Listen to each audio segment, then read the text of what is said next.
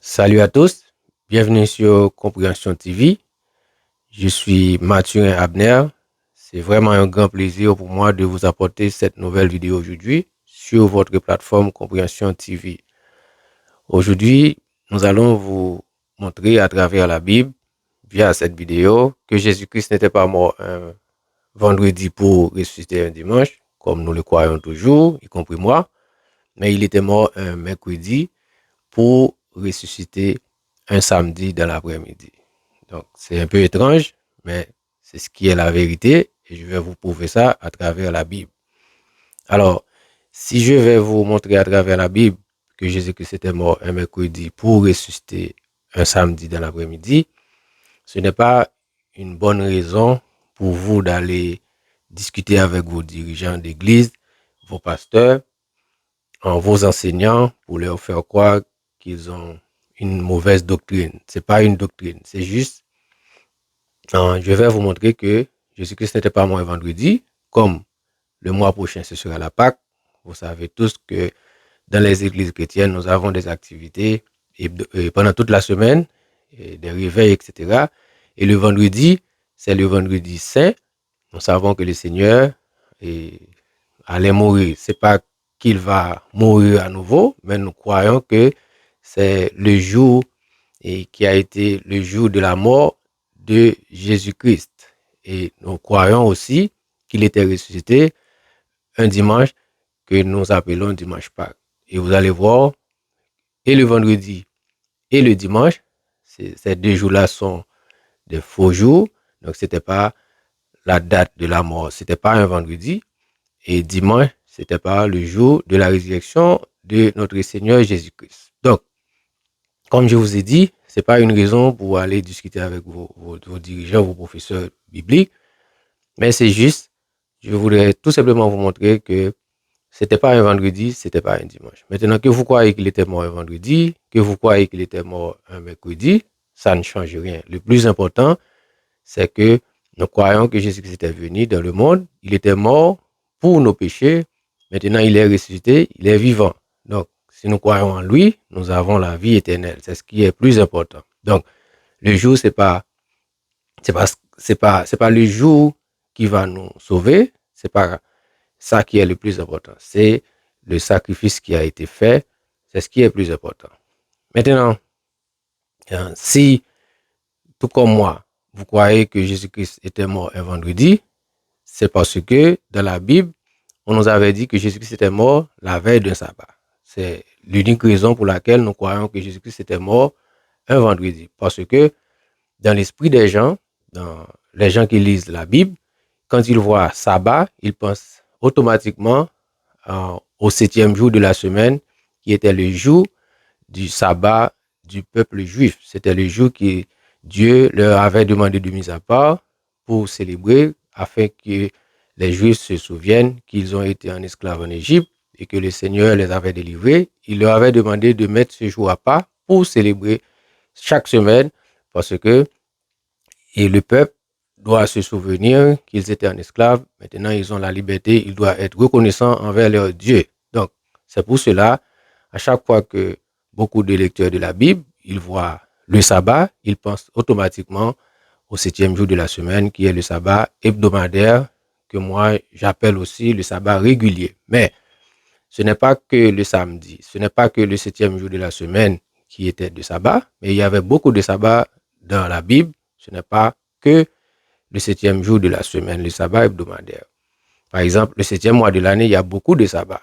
Et si vous lisez le livre de Exode 20, je crois, vous allez voir le 7e mois de l'année, il y avait toute une semaine de sabbat. Le premier jour, vous faites ça, deuxième jour, troisième jour. Il y a beaucoup d'instructions.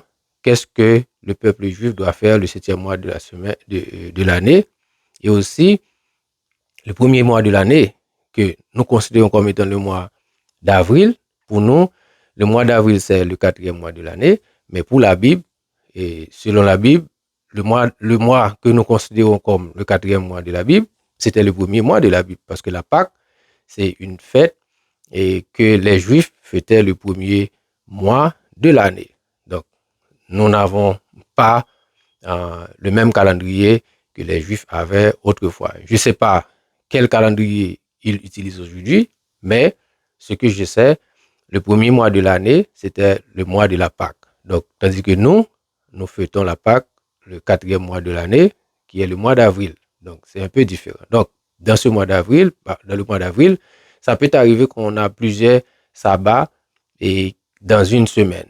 Et c'est ce qui avait apporté cette confusion-là. Quand les gens voient que Jésus-Christ est mort la veille de sabbat, ils se mettent à la tête et c'est le sabbat hebdomadaire. C'est pourquoi les gens considèrent que Jésus-Christ est mort un vendredi et il s'est ressuscité un dimanche. Maintenant, si nous lisons l'un des passages qui nous explique que Jésus-Christ est mort la veille de sabbat, vous allez voir qu'il y a beaucoup de détails dans ce verset-là qui nous donne déjà une idée qui peut nous montrer que ce n'était pas le sabbat hebdomadaire. Par exemple, je vais lire avec vous en Jean 19, verset 31. Dans Jean 19, verset 31, nous lisons ceci. Dans la crainte que le corps, il y avait plusieurs personnes qui étaient mortes, qui ont été sacrifiées ce jour-là. Il n'y avait pas que Jésus. Mais dans Jean 19, verset 31, on a dit les corps. Donc, ce n'est pas seulement Jésus, il y avait deux autres personnes qui ont été crucifiées ce même jour-là. Dans la crainte que les corps ne restassent sur la croix pendant le sabbat, car c'était la préparation, ça c'est la première information. Ensuite, ce jour de sabbat était un grand jour. Vous voyez, il y a deux informations qu'on nous donne qui nous expliquent déjà, qui nous donnent déjà une idée que ce n'est pas le sabbat hebdomadaire. Donc, dans Jean 19, verset 31, nous lisons, car c'était la préparation, ça c'est le premier détail. Ensuite, on a dit, ce jour de sabbat était un grand jour. Donc, si on dit ce jour de sabbat était un grand jour, c'est parce que ce n'est pas le sabbat hebdomadaire. Si c'était le sabbat hebdomadaire, si c'était le sabbat régulier, on n'allait pas dire que ce jour de sabbat était un grand jour. Donc, déjà, vous voyez, il y a quand même des petits détails. Si les gens portaient beaucoup d'attention, ça changerait déjà leur idée, leur manière de voir les choses. Parce que, comme je vous ai dit, la Bible nous précise dans Jean 19, verset 31, donc c'est vrai que c'était la veille d'un sabbat, mais ce jour de sabbat était un grand jour. Donc ce n'était pas un sabbat comme les autres jours de sabbat. Donc, même si c'est la Bible qui nous dit Jésus-Christ est mort la veille d'un sabbat, mais il y a quand même des détails qui nous font croire que ce sabbat n'était pas le sabbat hebdomadaire comme nous le croyons toujours. Donc, ce n'était pas un vendredi, ce n'était pas un sabbat régulier. Alors, comme je vous ai dit, tout comme vous, je croyais que Jésus-Christ était mort un vendredi.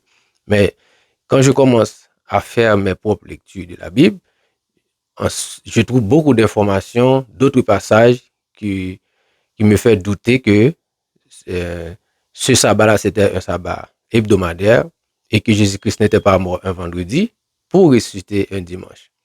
Alors, le passage le plus important que je vais vous lire, qui est une déclaration de Jésus-Christ, à savoir sa mort, et ce verset-là change toutes mes perceptions du jour où Jésus-Christ était mort.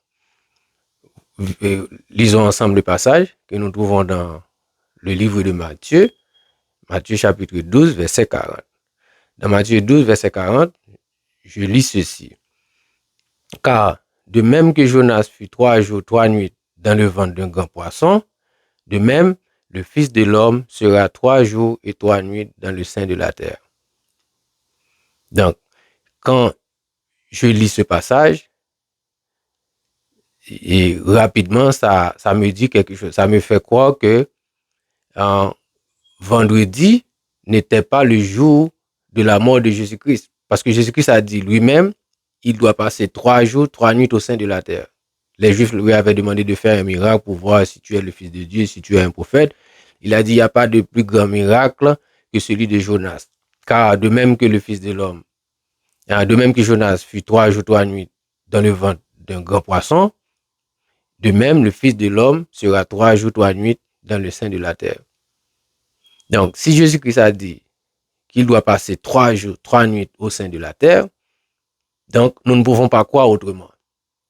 Et il n'y a aucun moyen de calcul pour trouver 3 jours, 3 nuits de vendredi dans l'après-midi jusqu'au samedi dans la matinée. D'ailleurs, je vais vous montrer que Jésus-Christ n'était pas ressuscité le dimanche de la matinée. Donc, le dimanche de la matinée, c'est le jour de la propagation de la nouvelle, de la résurrection de Jésus-Christ. Donc, mais c'était pas le jour de la résurrection de Jésus-Christ, comme je vous avais déjà dit au commencement de cette vidéo. Donc, si Jésus-Christ a dit qu'il doit passer 3 jours, 3 nuits au sein de la terre, donc il doit passer 3 jours, 3 nuits. Il n'a pas tout simplement dit 3 jours, mais il a précisé pour dire 3 jours, 3 nuits. Maintenant, si Jésus-Christ a dit 3 jours, 3 nuits, et que les gens disent que même s'il a dit 3 jours, 3 nuits, le vendredi il peut vous donner 3 jours, 3 nuits. Parce que quand Jésus-Christ était mort, il y avait de l'obscurité sur la terre. Donc, ce moment-là était comptabilisé pour une nuit. Donc, ça me fait rire un peu. Parce que je vais vous montrer que lorsque Jésus-Christ parle d'un jour, c'est quoi la durée? Lorsque Jésus-Christ parle de nuit, c'est quoi la durée d'une nuit pour Jésus-Christ? D'après la Bible, c'est quoi la durée d'une nuit? Et c'est quoi la durée d'une journée? Et vous allez voir, il n'y a aucun moyen d'avoir 3 jours, 3 nuits de vendredi à dimanche dans la matinée. Alors, quand Jésus parle de jour, c'est quoi un jour pour Jésus-Christ? C'est quoi une nuit pour Jésus-Christ? C'est quoi un jour ou une nuit d'après la Bible? Pour Jésus-Christ, une nuit a 12 veilles et une journée a 12 heures. 12 heures le jour, 12 veilles la nuit. Bien entendu, il y a des théologiens qui disent lorsqu'on parle de première veille, deuxième veille, troisième veille de la nuit, c'est une période de 3 heures ou de 4 heures. Moi, j'y crois pas. Quand je lis ma Bible, je vois que c'est contraire. C'est pas ça que la Bible a dit au sujet de veille de la nuit. Et je vais vous lire un passage que nous trouvons dans le Psaume 90, verset 6, dans l'Ancien Testament. Donc, vous allez voir, c'est quoi la conception de l'auteur d'une nuit. Alors, dans Psaume 90, verset 6, nous lisons ceci. Car 1000 ans sont à tes yeux comme le jour d'hier, quand il n'est plus, et comme une veille de la nuit. 1000 ans sont à tes yeux. Donc, l'auteur du psaume est en train d'expliquer comment Dieu est grand. 1000 ans pour Dieu, ce n'est rien. C'est comme le jour d'hier. Maintenant, pour donner plus de détails, pour vous faire comprendre beaucoup plus comment Dieu est grand, il a réduit jusqu'à une veille de la nuit. Une veille de la nuit, c'est pas une période pendant la nuit. C'est une heure de la nuit. Donc, l'auteur a raison parce que, comme vous pouvez le remarquer, lorsque vous dormez pendant la nuit, les heures passent très vite. C'est vrai qu'à l'époque, on ne parlait pas d'heure pour la nuit, on parlait de veille de la nuit.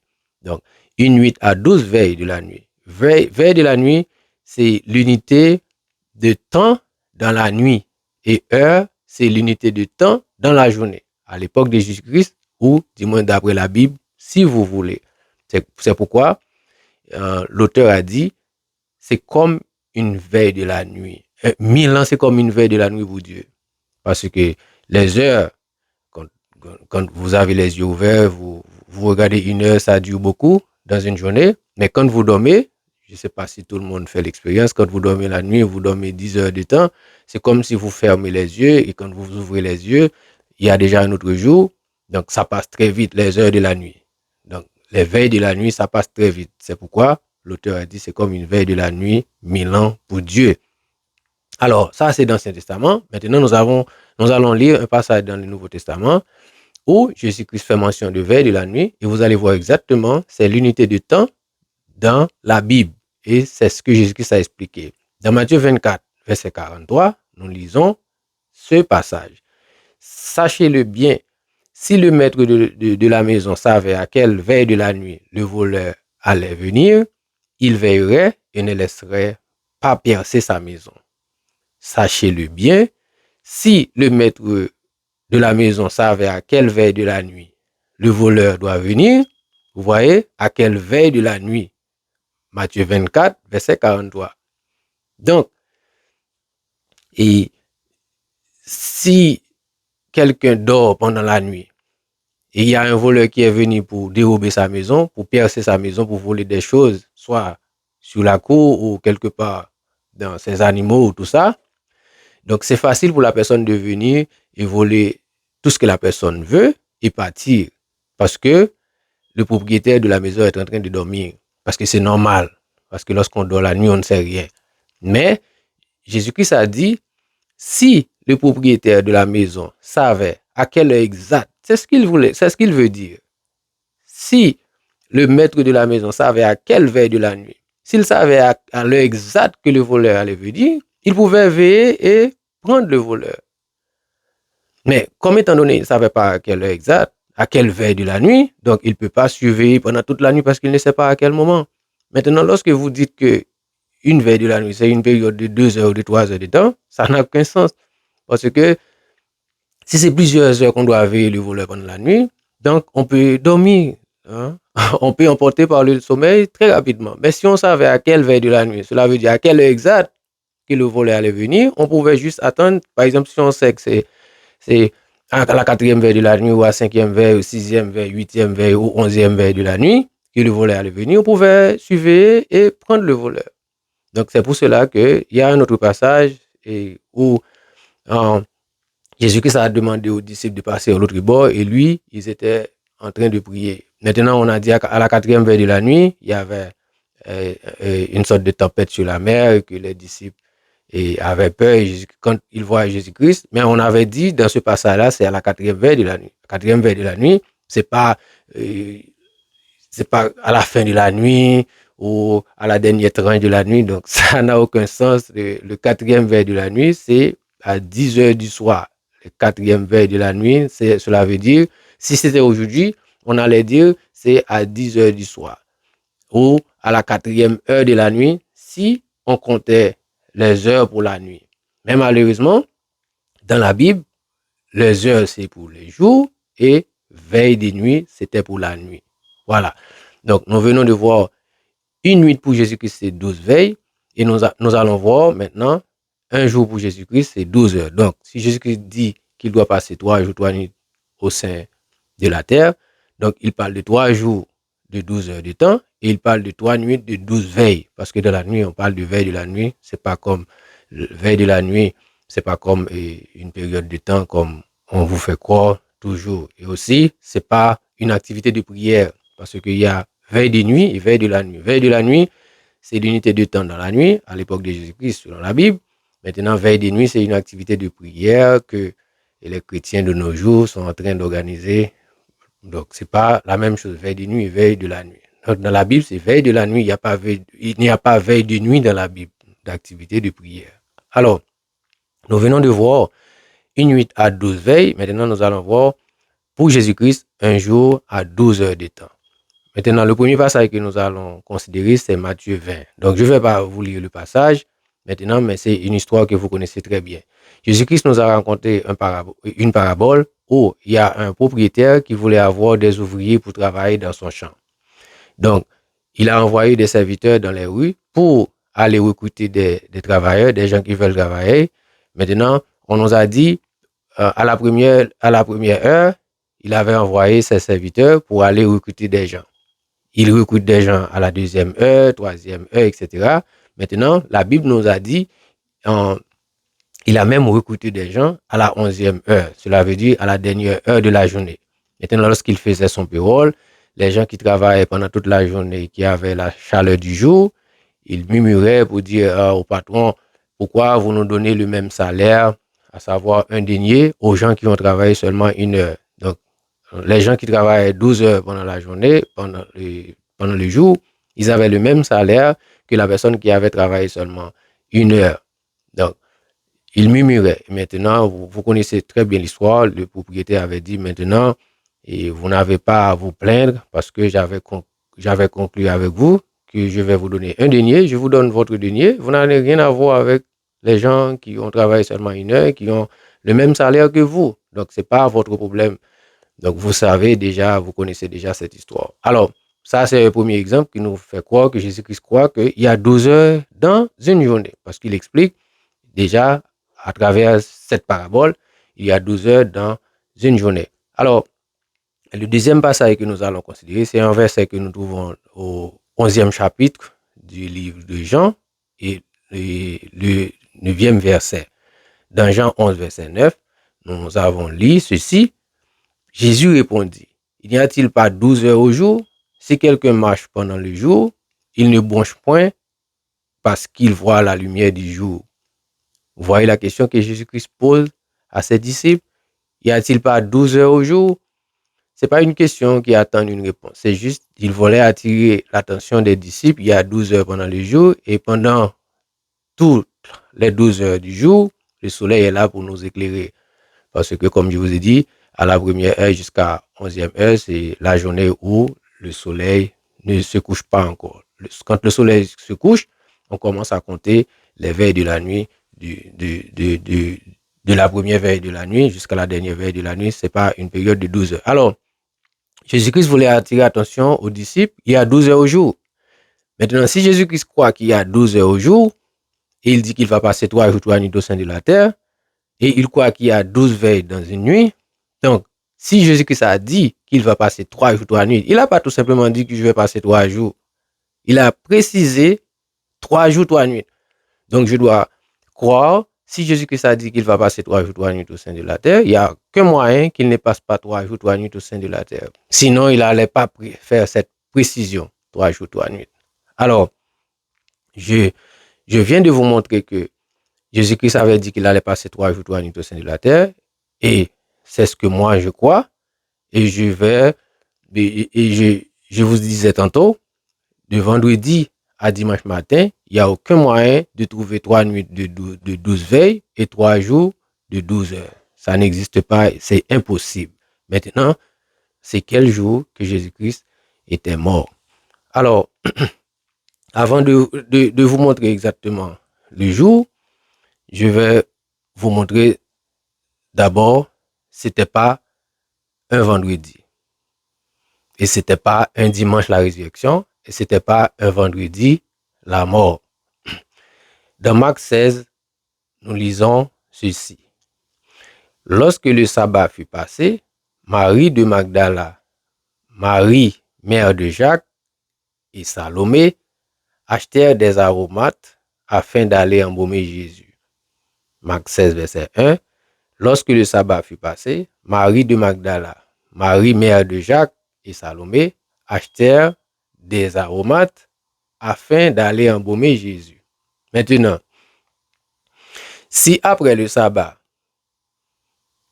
les femmes ont été allées acheter des aromates pour aller embaumer Jésus-Christ, et en même temps, nous lisons aussi dans Jean 21, le premier jour de la semaine, Marie de Magdala se rendit au sépulcre dès le matin, comme il faisait encore obscur, elle vit la pierre était ôtée du sépulcre. Vous voyez ces deux passages? Un passage nous dit, après le sabbat, les femmes ont été allées acheter des aromates pour aller embaumer Jésus-Christ. Ensuite, on nous a dit, en même temps, après le sabbat, ils étaient allés de très tôt le matin. Il y avait encore de l'obscurité et la pierre a été déjà ôtée. Dans Jean 20, verset 1. Dans Marc 16, verset 1. Après le sabbat, ils ont allé acheter des aromates. Dans Jean 20, verset 21, le premier jour de la semaine, cela veut dire après le sabbat hebdomadaire, ils étaient allés voir le sépulcre pour embaumer Jésus-Christ. Maintenant, la pierre a été déjà ôtée. Cela veut dire que Jésus-Christ était déjà ressuscité. Donc, c'est là que vous devez faire votre réflexion. Si c'est après le sabbat, ils ont allé acheter des aromates. Ce serait quand? Ce serait le dimanche. Parce que après le sabbat, c'est dimanche, le premier jour de la semaine. Maintenant, ce même premier jour de la semaine, la Bible nous a dit, ils étaient allés voir le sépulcre. Il y avait encore de l'obscurité, il n'y avait pas encore la lumière du jour et la pierre a été déjà ôtée. Donc, vous voyez déjà? Donc, si c'est après le sabbat qu'elles étaient allés acheter des aromates, donc si c'était le vendredi. Si ce sabbat-là était un vendredi, ce serait un dimanche que les femmes allaient acheter des aromates. Maintenant, si c'est le premier jour de la semaine, à savoir le dimanche que nous considérons aujourd'hui, parce que pour nous, le premier jour de la semaine, c'est dimanche. Si c'est le dimanche qu'elles étaient allées acheter des aromates pour aller embaumer Jésus-Christ, et c'est ce même dimanche-là, dans la matinée de très tôt, qu'elles étaient allées embaumer Jésus-Christ, donc ça, c'est pas possible. C'est comme ça on fait des déductions. Donc, on ne fait pas des déductions juste comme ça, on pense qu'après le sabbat, c'est le dimanche, Jésus-Christ était ressuscité. Et deuxièmement, quand elles étaient arrivées le premier jour de la semaine, le caveau était déjà vide. Le sépulcre était déjà vide. Jésus-Christ était déjà ressuscité. Donc, Jésus-Christ n'est pas ressuscité lorsqu'elles étaient arrivées dans le sépulcre, mais quand elles étaient arrivées, la pierre a été déjà ôtée. Donc, Jésus-Christ était déjà enlevé. Jésus-Christ était déjà ressuscité. Donc, Jésus-Christ n'est pas ressuscité le dimanche de la matinée. Les femmes ont été arrivées dans la matinée. Il faisait encore obscur, mais elles ne savent pas quand est-ce que Jésus-Christ fut ressuscité. C'est pour cela que je vous ai dit, Jésus-Christ était ressuscité déjà depuis le samedi dans l'après-midi. Étant donné que les femmes étaient allées le dimanche dans la matinée, le premier jour de la semaine, c'est à ce moment-là qu'ils voient le sépulcre était vide, mais c'est pas à ce moment-là que Jésus-Christ était ressuscité. Donc c'est pour cela que je vous ai dit, ça n'a rien à voir avec le vendredi et le dimanche matin. Maintenant, c'était quel jour, c'est quel passage qui peut nous expliquer le jour exact de la mort de Jésus-Christ. Nous lisons dans Matthieu 26, verset 15, Jésus-Christ avait annoncé sa mort. Lorsque Jésus eut achevé, Matthieu 25, verset 1, lorsque Jésus eut achevé tous ses discours, il dit à ses disciples, vous savez que la Pâque a eu lieu dans 2 jours et que le Fils de l'homme sera livré pour être crucifié. La Pâque, il n'a pas dit que le sabbat hebdomadaire allait arriver. Vous savez que la Pâque a eu lieu dans 2 jours et que le Fils de l'homme sera livré. Donc, le sabbat qu'on parlait, c'était pas le sabbat hebdomadaire, c'était pas un vendredi, c'était pas un samedi, c'était pas le 7e jour de la semaine. C'est un sabbat qui était tombé au milieu de la semaine, le 4e jour de la semaine. Et c'est le seul moyen d'avoir 3 jours, 3 nuits pour Jésus-Christ au sein de la terre. Comme il avait dit, il doit passer 3 jours, 3 nuits au sein de la terre. Donc Jésus-Christ était mort le 4e jour de la semaine, qui est un mercredi dans l'après-midi. C'est pour cela qu'on dit, après le sabbat, ils étaient allés acheter des aromas et se reposent le sabbat. Et le premier jour de la semaine, ils étaient allés pour embaumer Jésus-Christ. Donc, c'est la veille du sabbat, c'est la Pâque. Ce sabbat-là était la Pâque. C'était pas le sabbat hebdomadaire. Jésus-Christ vient de le dire, dans 2 jours, ce sera la Pâque. Jésus-Christ était mort la veille de la Pâque qui était un sabbat. Il n'y a pas que le sabbat hebdomadaire. Dans une semaine, on peut avoir plusieurs sabbats. Maintenant, le seul moyen d'avoir, après le sabbat, que les femmes allaient acheter des aromates pour aller embaumer Jésus-Christ, c'est le 4e jour de la semaine. Donc, Jésus-Christ était mort un mercredi dans l'après-midi. C'est la veille de la Pâque, c'était un sabbat. Maintenant, après le sabbat, qui est le vendredi, ils étaient allés acheter des aromates et préparer les aromates. Ensuite, elles ont été allées et le premier jour de la semaine pour embaumer Jésus-Christ. Donc, Jésus-Christ est mort le 4e jour de la semaine.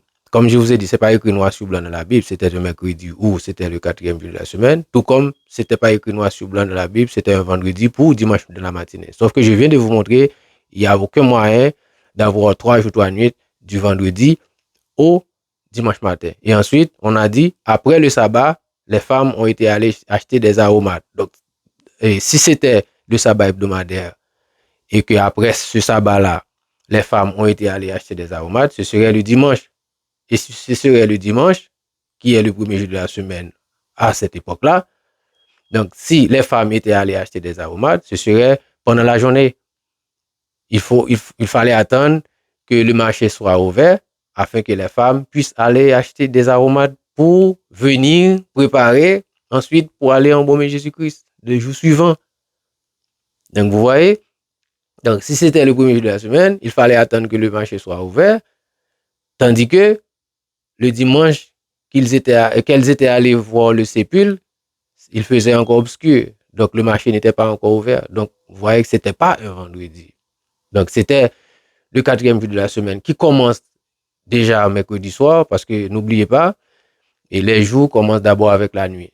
Même dans la Genèse, c'était la nuit d'abord. Ensuite, on a la journée après. Donc, on commence d'abord avec la première nuit. Donc, Jésus-Christ est mort un mercredi, qui est à l'époque 4e jour de la semaine. Maintenant, mercredi soir nous donne la première nuit. Jeudi soir nous donne la deuxième nuit. Vendredi soir nous donne la 4e nuit.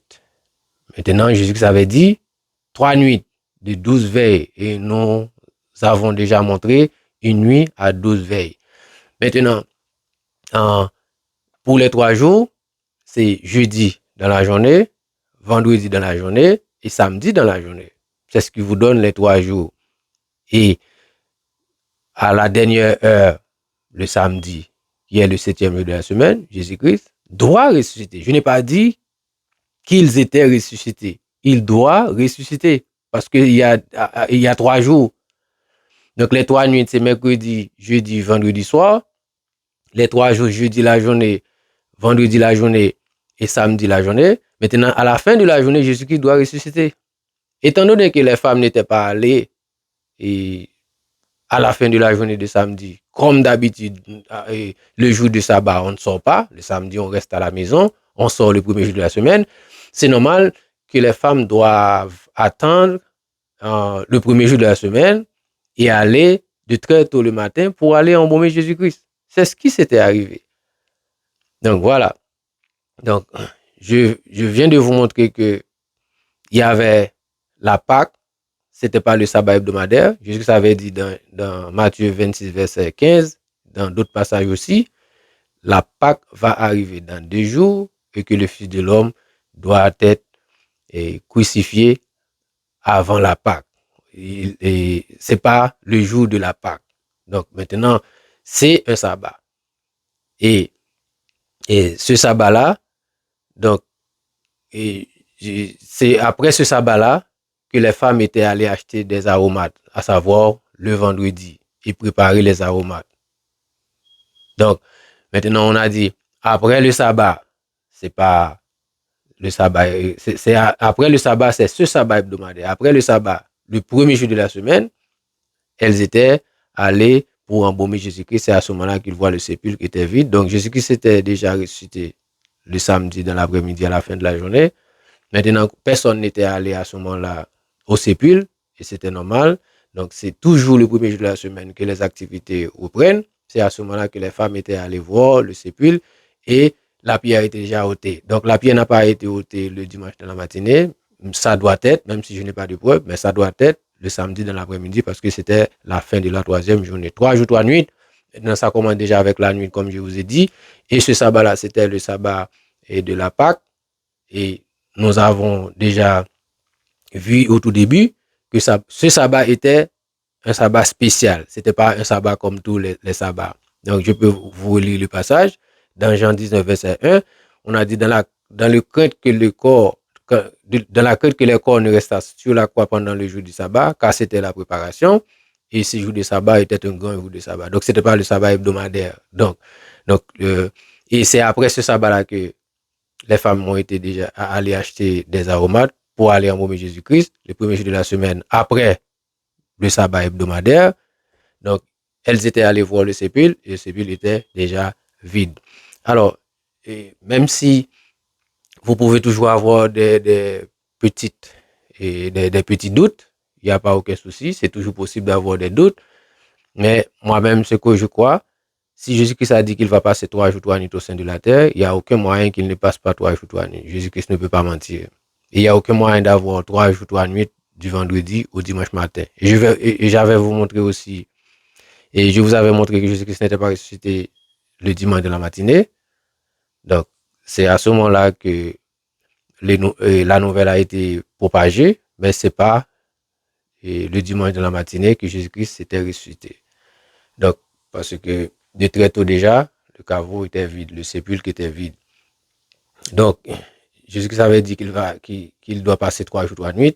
Donc, il n'y a aucun moyen d'avoir 3 jours, 3 nuits du vendredi au dimanche de la matinée, même si c'est pas le dimanche de la matinée que Jésus-Christ était mort. Donc, je crois que cette vidéo, c'est très explicite, même si vous pouvez toujours avoir des doutes, parce que ça fait beaucoup de temps que vous avez cette connaissance. Vous n'allez pas rapidement l'enlever dans votre esprit, dans votre tête, dans votre cerveau. C'est pas facile, tout comme c'était pas facile pour moi. Mais je crois que je vous donne assez d'informations qui peuvent vous montrer que Jésus-Christ n'était pas mort un vendredi pour ressusciter un dimanche. Alors, et pour terminer, je tiens à vous remercier de ce que vous allez prendre du temps pour regarder cette vidéo parce que c'est un peu long, c'est déjà presque 40 minutes. Donc, c'était vraiment pour moi important de vous apporter tous les détails nécessaires afin d'essayer de vous montrer que Jésus-Christ n'était pas vraiment mort un mercredi pour ressusciter un dimanche.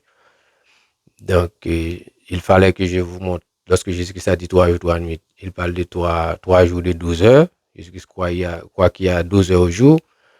Ensuite, lorsqu'il a dit 3 nuits, il fallait que je vous montre que Jésus-Christ croit qu'il y a 12 veilles dans une nuit, parce que c'est pas, veille de nuit, c'est pas une période dans la nuit comme on vous fait croire toujours, mais c'est l'unité de temps dans la nuit, et heure, c'est l'unité de temps. Et dans la journée, comme je vous ai déjà donné les passages et les références. Donc, je vous remercie déjà d'avoir pris du temps pour regarder cette vidéo et je vous demande d'abonner à cette plateforme afin que nous ayons 1000 abonnés parce que pour le moment c'est cette page de YouTube que nous utilisons pour vous enseigner, pour vous faire comprendre les passages les plus compliqués de la Bible. Donc, nous vous demandons d'abonner à cette page et de partager cette vidéo à vos amis, dans vos contacts. Et je vous demande d'aimer aussi, si vous voulez bien. Et également, vous pouvez toujours poser des questions. S'il y a un sujet que vous voulez que nous traitons pour vous, vous pouvez toujours nous demander de le faire. Et ce serait pour nous un grand plaisir de faire les recherches qu'il faut et de vous présenter ce sujet. Parce qu'il n'y a pas vraiment de sujet tabou dans la Bible. Donc, c'est ce que je crois. Nous allons aborder tous les sujets qui sont très controversés dans la Bible. Ce n'est pas un souci pour nous. Nous avons pris du temps pour faire des recherches nécessaires pour comprendre tous les sujets controversés qui sont compliqués dans la Bible.